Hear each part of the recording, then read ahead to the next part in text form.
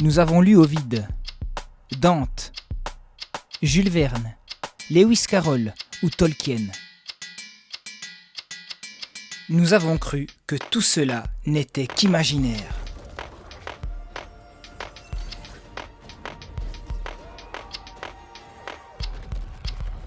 Vision sublimée, une fois revenus dans notre monde terre à terre. La réalité nous est remontée comme à la gorge. Tout nous invite à la résignation. Non, viens, viens, viens, viens. Pas d'issue.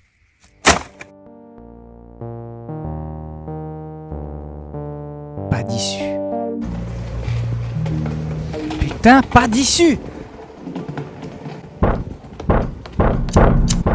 Alors dans l'art, t'as très bien remarqué souvent, c'est que des fois l'ordre, ça marche, et des fois vouloir tout ranger et puis tout standardiser, ça marche pas. Dans les trucs à la con, ça marche, mais des fois, trop vouloir ranger et standardiser, surtout quand tu veux prendre de la hauteur, ben ça marche pas.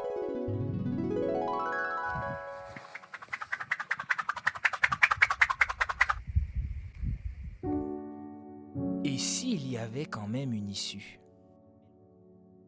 Charles Subairan les nomme les révoltés du merveilleux. Vous savez de qui je parle? Les artistes mystiques, les artistes d'art brut. D'ailleurs, je vous conseille vraiment ce livre. Ces personnes qui ont refusé que leurs rêves se brisent contre le réel en décidant de leur donner corps.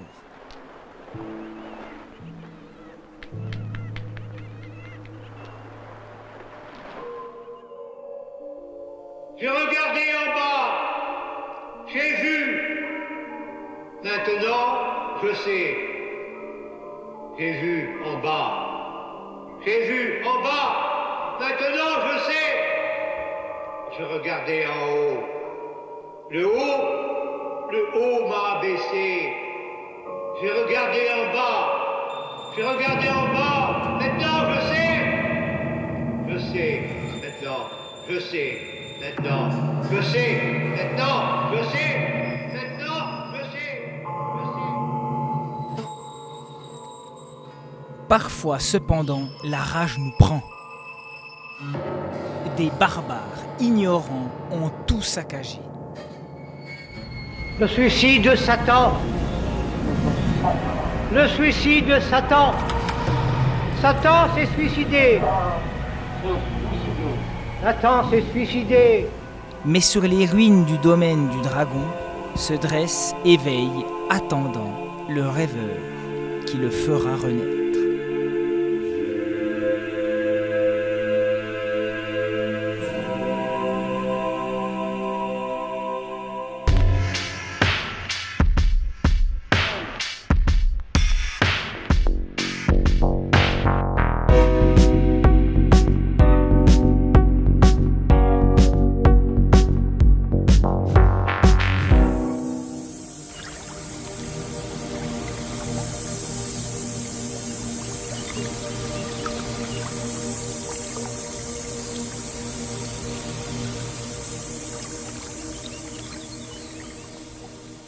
La nostalgie de l'âge d'or hante l'humanité depuis des millénaires.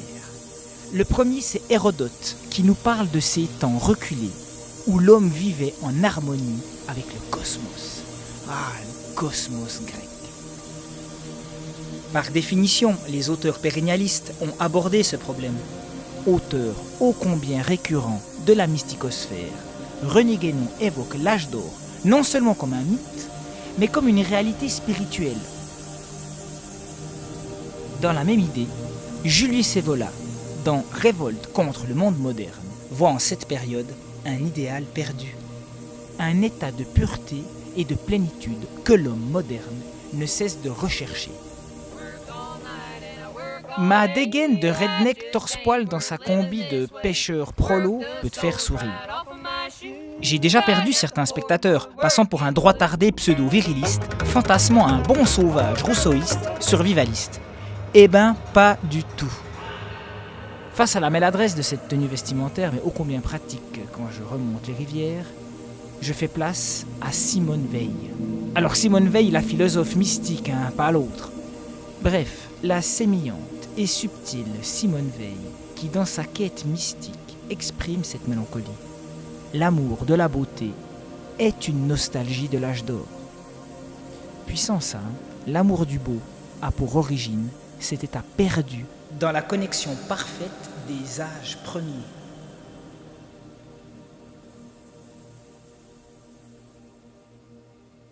Personnellement, je vois la préhistoire non pas comme une période de survie darwinienne, violente et débilos, mais au contraire comme la connexion subtile du corps habilement sauvage et l'esprit d'une connexion totale avec les éléments. Corps animal, mais esprit humain, tourné vers le divin.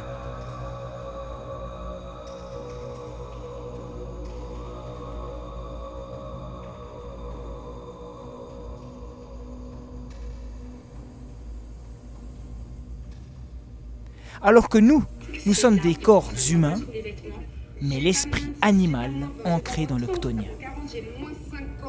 Bon, ça c'est une de mes théories, j'y reviendrai, mais voilà, sachez que, bon, vous m'avez compris, on est peut-être plus élancé que Néandertal, mais bon, Dieu sait comment on est bas. Dieu sait comment on est bas.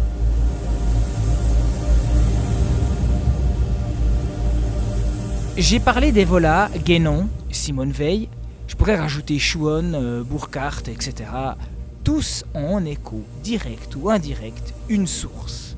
La source de cette rivière et ce flux permanent d'éloignement de l'origine. Du texte. Les premières interprétations du texte. La Kabbale. En effet, la Kabbale, avec ses enseignements ésotériques, parle d'un monde divin que nous avons oublié. Une vision partagée par des poètes comme Milton dans son Paradis perdu.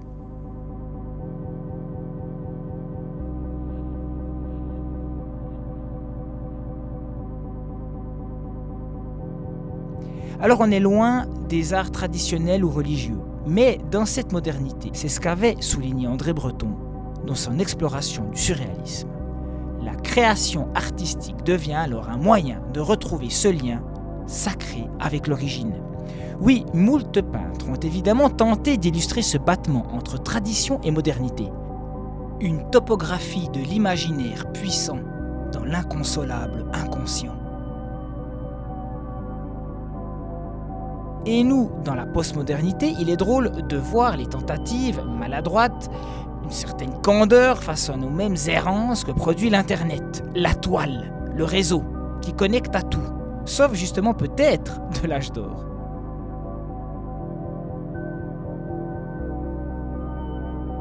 Alors quitte à être sur Internet, autant produire et partager quelque chose de vrai, d'anagogique. Donc en guise d'incipit, je vous témoigne de quelques récentes recherches sur cette problématique que tous les artistes ou étudiants en histoire de l'art, artisans ou rêveurs, ont forcément entrepris. La mélancolia. La mélancolie, le doute et la rêverie au travers de forêts sombres et d'océans tourmentés, de personnages solitaires, incarne une quête intérieure, un voyage à travers les méandres de l'âme humaine. Après ça reste que du dessin, des coups de pinceau, et comme disait mon ancien galeriste, les gars, faut redescendre, vous noircissez juste du papier, c'est tout. Alors oui, effectivement, on noircit juste du papier, et il faut rester humble.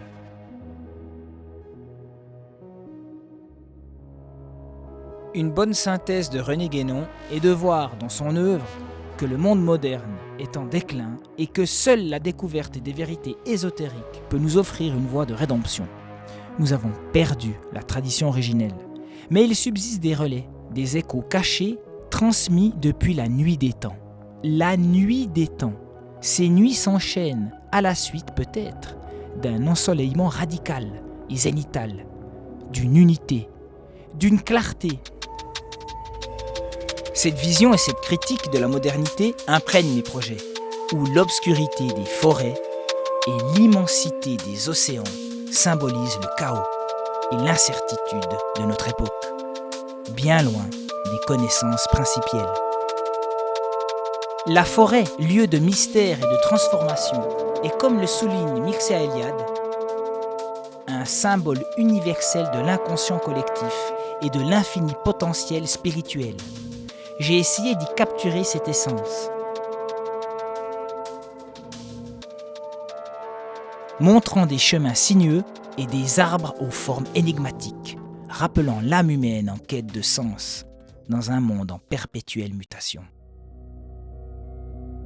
L'eau, origine primordiale de quasi tous les mythes, reflète l'ambiguïté de la fluidité de notre existence. Gaston Bachelard, dans mes études, m'avait beaucoup apporté en termes de jeu d'essence et des expressions pour un illustrateur qui chauffait le banc à l'uni. Gaston Bachelard. L'œil véritable de la terre, c'est l'eau. Dans nos yeux, c'est l'eau qui rêve. Cette phrase m'avait beaucoup marqué.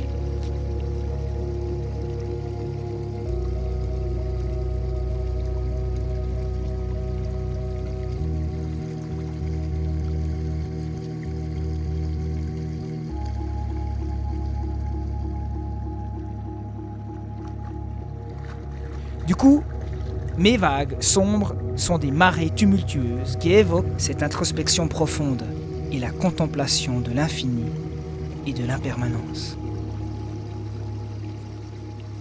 Ici, j'aime bien, ce sont les trompettes de l'Apocalypse sont toujours en vacances. Oui, parce qu'effectivement, il y a bien un moment où elles vont arriver. Pour l'instant, elles sont en vacances.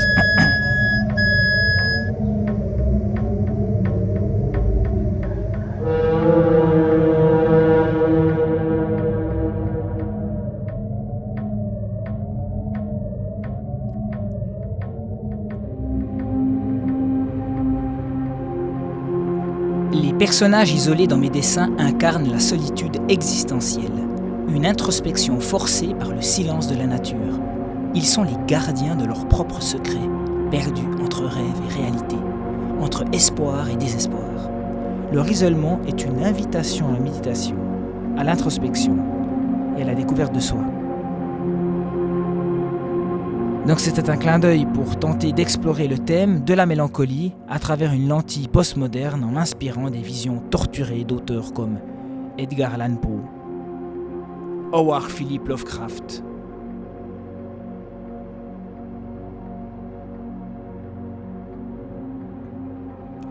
Donc j'ai cité Poe, et il disait « Tout ce que nous voyons ou semblons n'est qu'un rêve dans un rêve. » Cette perspective onirique et troublante résonne dans chaque scène que j'ai créée, où la réalité se dissout dans l'imaginaire, où les frontières entre les deux deviennent floues.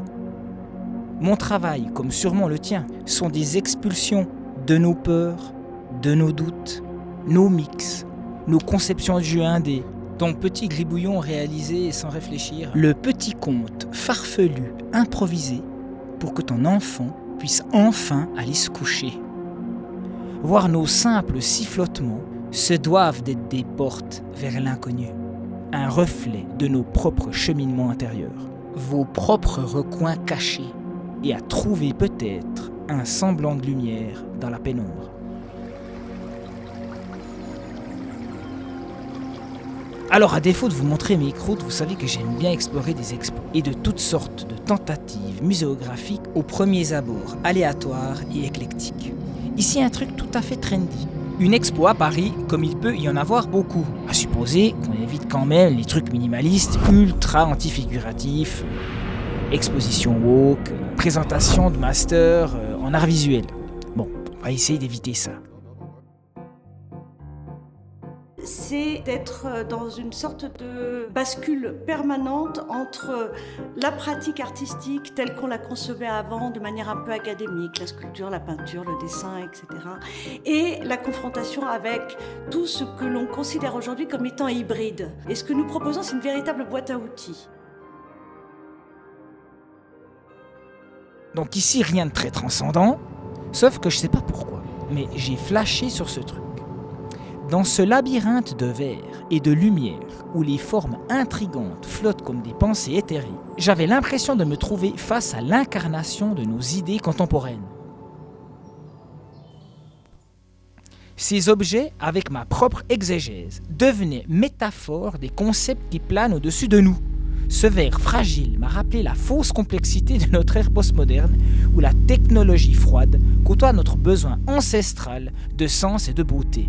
Donc une expo apparemment banale et d'un coup j'interprète tout autre chose. Évidemment rien à voir avec l'idée de l'artiste initial. Et ça je pense que tout le monde le fait. Et c'est là que l'art est aussi important, quand il suscite des exégèses et des interprétations totalement à côté, mais qui renforcent pour soi une sorte d'autosynchronicité via l'observation, et surtout dans le mood dans lequel tu vas voir une exposition.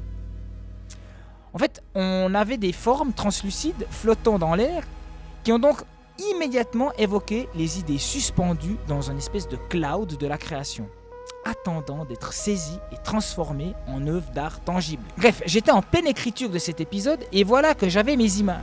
Mes images, pourquoi les amis ? Ben oui, je vais vous parler d'imaginaire. J'avais l'impression d'avoir une métaphore des idées qui planent au-dessus de nous. Alors pour les philosophes et les penseurs, l'imaginaire n'est pas simplement un espace de fantaisie, mais un domaine cognitif, essentiel, où naissent les concepts et les idées. Je vous ai parlé de Gaston Bachelard. Et justement, il affirmait que l'imagination est la faculté de déformer les images fournies par la perception. Il voyait l'imaginaire comme un puissant outil de transformation et de création, permettant aux artistes et aux penseurs de transcender la réalité immédiate pour explorer de nouvelles possibilités. Alors bon, c'est le niveau 1 quoi, l'imagination déforme le vrai. Alors c'est d'ailleurs la critique de Platon dans La République, livre 10, qui critique les artistes en disant qu'ils créent des imitations du monde sensible, lequel est déjà une copie imparfaite du monde des idées ou des formes. On a tous vu ça en première année de lycée. Le monde sensible est trompeur car perçu par nos sens, qui nous induisent en erreur. C'est une photocopie d'un fichier déjà corrompu.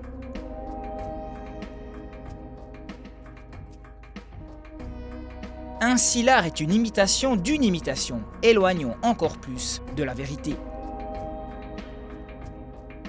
Cette critique est d'autant plus pertinente selon moi avec l'art numérique, qui pousse cette imitation à un autre niveau. Mais j'y reviendrai. Avant cela, retour en Suisse, dans la forêt de la citadelle d'un ami que vous connaissez sûrement. Eh ben... Bienvenue Mandrill.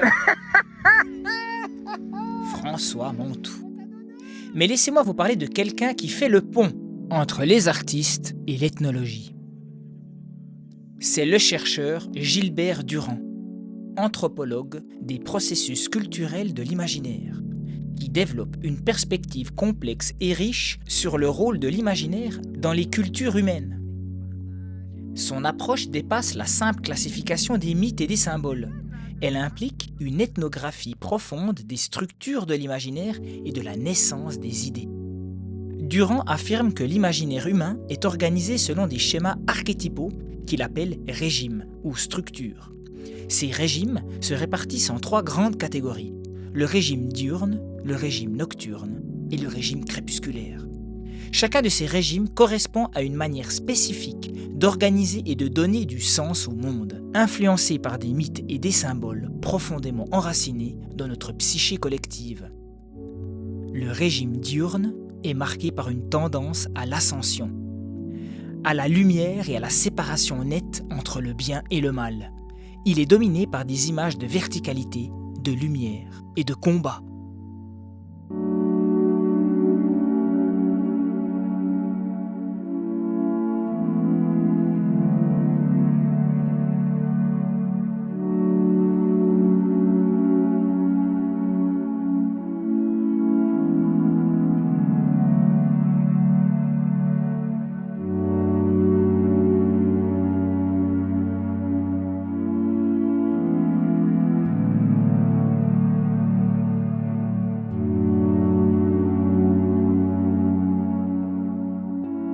A l'inverse, le régime nocturne est caractérisé par la descente, l'obscurité et l'union des contraires.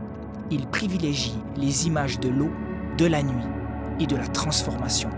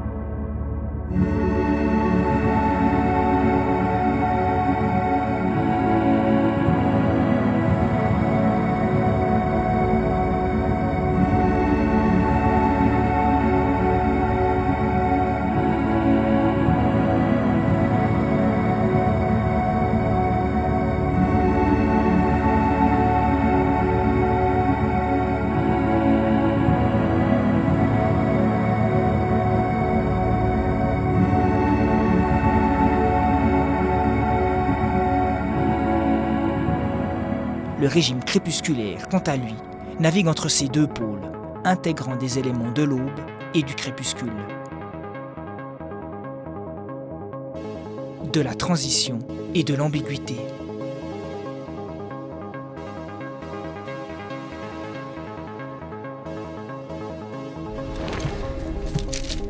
The red sun rises. Blood has been spilled this night. Durand propose que ces structures de l'imaginaire ne soient pas seulement des reflets de nos expériences, mais qu'elles jouent également un rôle actif dans la formation de nos idées et de notre culture. Elles permettent aux individus et aux sociétés de naviguer à travers les complexités de l'existence en fournissant des cadres symboliques pour interpréter et donner sens à la réalité.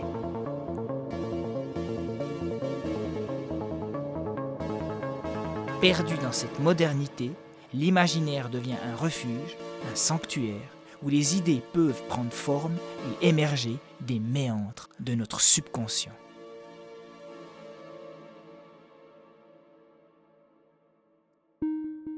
Bon, les choses sérieuses commencent. On va réfléchir là maintenant. Et on va parler ligne claire. Il y a une phrase géniale qui dit « Le dessin au trait possède sa propre lumière ».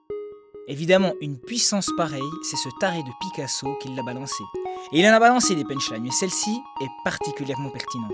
Surtout aux lueurs des 3 régimes de Gilbert Durand qu'on vient de voir. Donc maintenant, un peu de réflexion, car c'est pas tout de juste vulgariser. Je remarque que les esquisses des grands maîtres naviguent subtilement entre les 3 catégories, diurne, nocturne et crépusculaire. Les esquisses, ou encore mieux, les esquisses inachevées, sont des portes ouvertes à l'interprétation du subconscient, invitant chaque observateur à se projeter plus ou moins dans une des 3 catégories.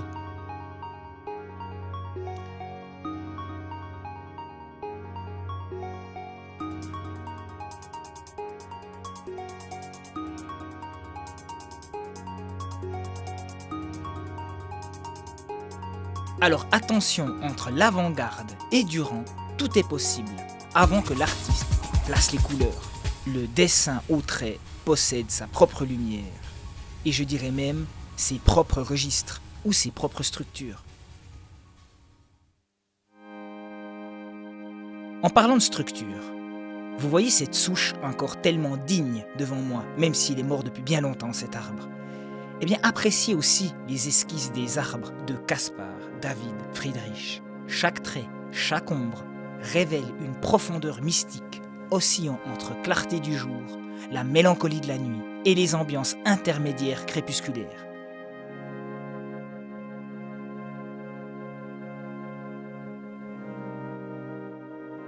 Une expo extraordinaire que j'ai vue à Berlin, j'en avais parlé pour le 50e live d'ailleurs. Tout élargissement imaginaire de ses limites est voluptueux. Et ainsi, il y a une volupté en tout ce qui fait oublier la réalité des obstacles. Friedrich, maître du romantisme noir, a su capturer la mélancolie et l'émerveillement à travers ces paysages torturés et ces arbres majestueux.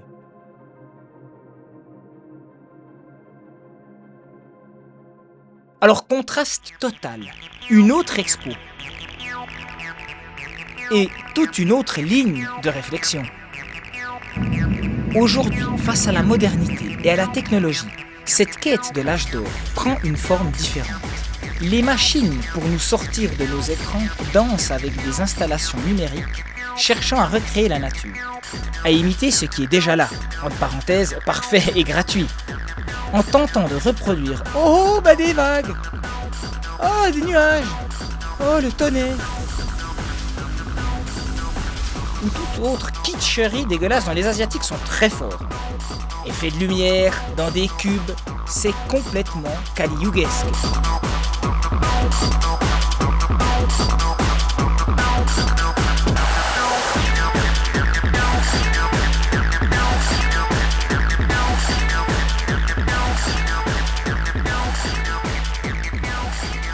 Dans les concerts pour hipsters Baptou principalement, évidemment, le Kali-Yuga s'esthétise.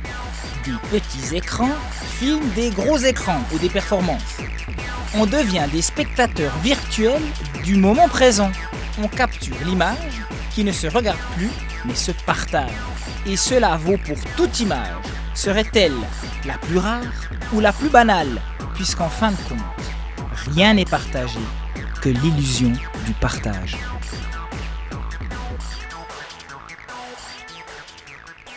Cette quête technologique, bien que fascinante et esthétique, révèle d'une déconnexion profonde avec le monde naturel. On va payer une expo pour voir sur un tapis de camping made in China des projets fabriqués made in China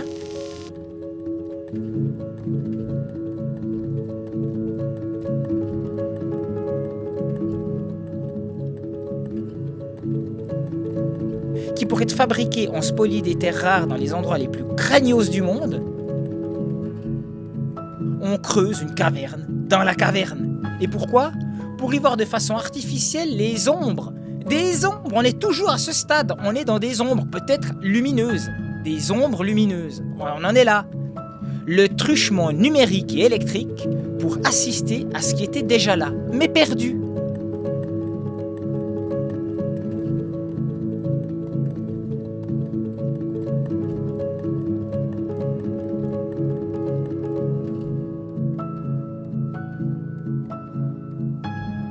Et bientôt détruit. Mais bon, loin l'idée de vous faire l'écolo de salon alarmiste, mais vous m'avez compris.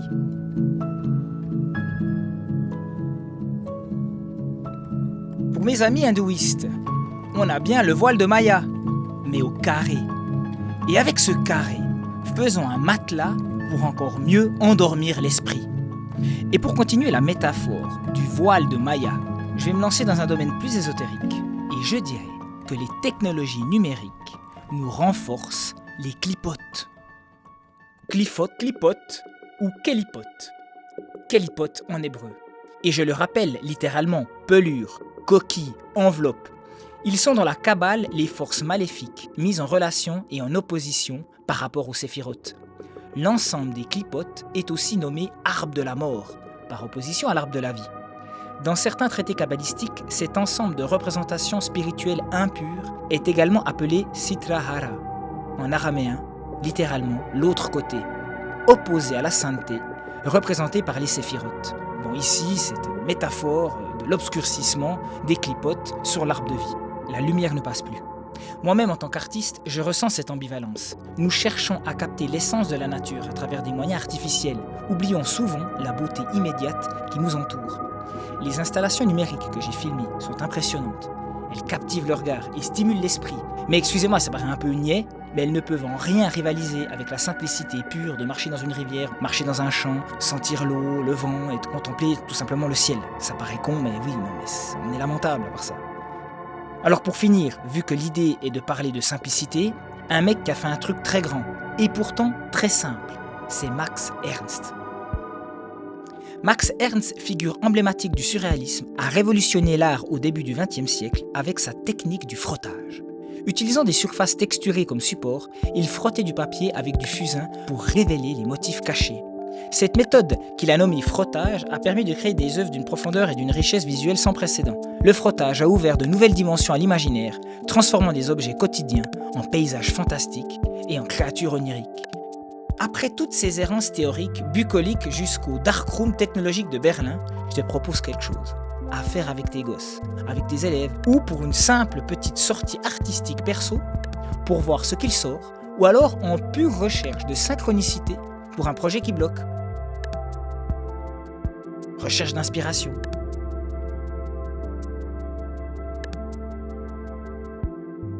Tu descends en bas de chez toi et tu prends ce qu'il y a.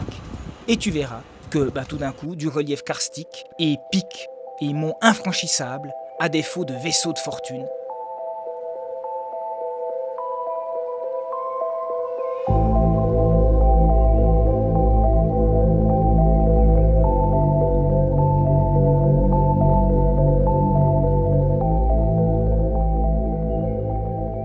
Avec une simple grille d'égout, la texture obtenue me permet sur ce coup de lancer une station spatiale bien vintage, avec une fusée phallique, peut-être enclin à l'extractionnisme occidental sur une lune lointaine qui fera grincer les dents d'Aurélien Barraud. Ah, Tout est sale dans les fusées. Déjà le symbole, vous voyez, c'est cette espèce d'immense structure phallique, là comme ça, dans cette compétition virile. Oh, la jambette, hein. J'avoue en plus que sur ce coup, et dans le fond, il a vraiment raison.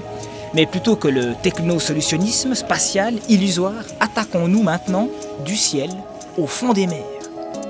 Retour à Jules Verne par exemple. L'imagination nourrie par les éléments qui nous entourent trouve son apogée dans le chaos apparent.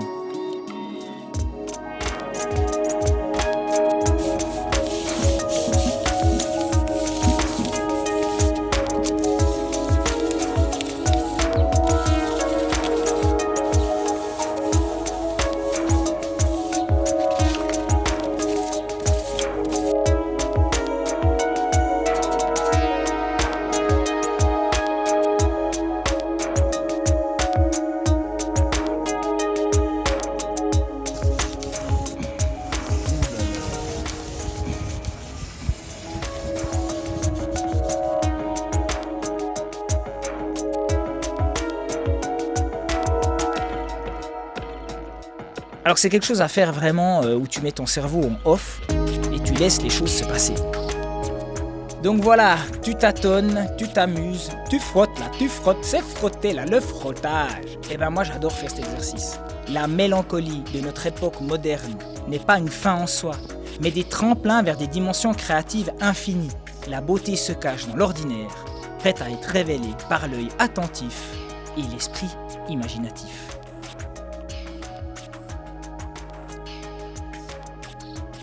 Sauras-tu être un mélancolique imaginatif ?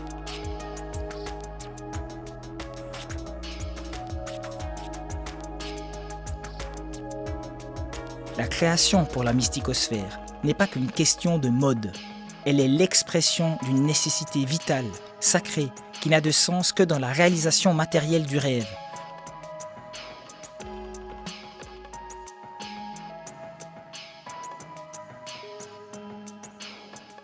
Comme les artistes d'art brut qui ont fait leur âge d'or sur Terre.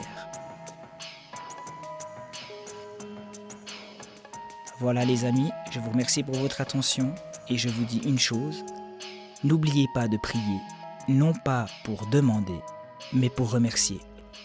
À bientôt. Je vous rappelle que mes vidéos ne sont pas monétisées et que la suite de l'aventure dépend entièrement de vous et de votre générosité sur Tipeee.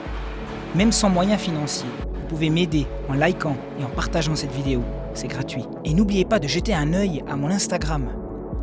Donc, rendez-vous sur Tipeee ou Insta. Mais surtout, rendez-vous dans les rêves.